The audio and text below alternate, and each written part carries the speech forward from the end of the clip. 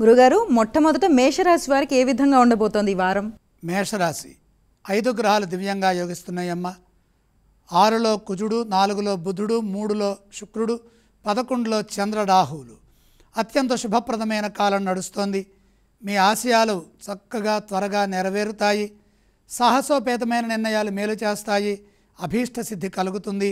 మీ ప్రయత్నాలు విజయవంతమవుతాయి. సాహసోపేతమైన నిర్ణయాలు ధర్మబద్ధంగా ఆలోచించి చేయడం ద్వారా మంచి జరుగుతుంది. చక్కని ప్రణాళికల్ని సిద్ధం చేస్తూ విజయాలు సాధించండి. దైవబలం సహకరిస్తుంది. సమయస్ఫూర్తితో ముందుకు సాగండి.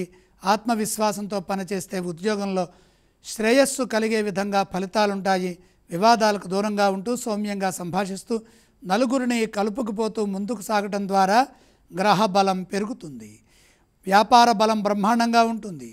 వ్యాపారపరంగా అభివృద్ధిని సాధించడానికి కాలం సహకరిస్తుంది. పరిస్థితులకు తగ్గట్టుగా వ్యవహరించండి. పెట్టుబడుల విషయంలో మేలు జరుగుతుంది. ఆర్థిక స్థితిగతులు పెరుగుతాయి. సృజనాత్మకతతో నిర్ణయాలు తీసుకోండి. అనుకూలమైన ఫలితాలు సిద్ధిస్తాయి. కర్తవ్య దీక్షతో పనిచేస్తే అదృష్టం పెరుగుతుంది. సిరి సంపదలు పెరుగుతాయి. మనోబలం సహకరిస్తుంది. ఇంట్లో వారితో ఆనందంగా గడుపుతారు. మంచి వార్తలు శక్తినిస్తాయి. గురుగారు, మేషరాశి వారు ఏ స్తోత్రాన్ని పఠించాలి? మేషరాశి వారు లక్ష్మీ ధ్యానం చేయటం మంచిది. ఈ రాశి వారు ఏ ఆలయాలను సందర్శిస్తే శుభ ఫలితాలు కలుగుతాయి? లక్ష్మీ దర్శనం శుభప్రదం. గురుగారు, ఈ రాశి వారు ఏ దానాలు చేయాలి? అధిక గ్రహాలు యోగిస్తున్నాయి కాబట్టి దానాలు అవసరం లేదు.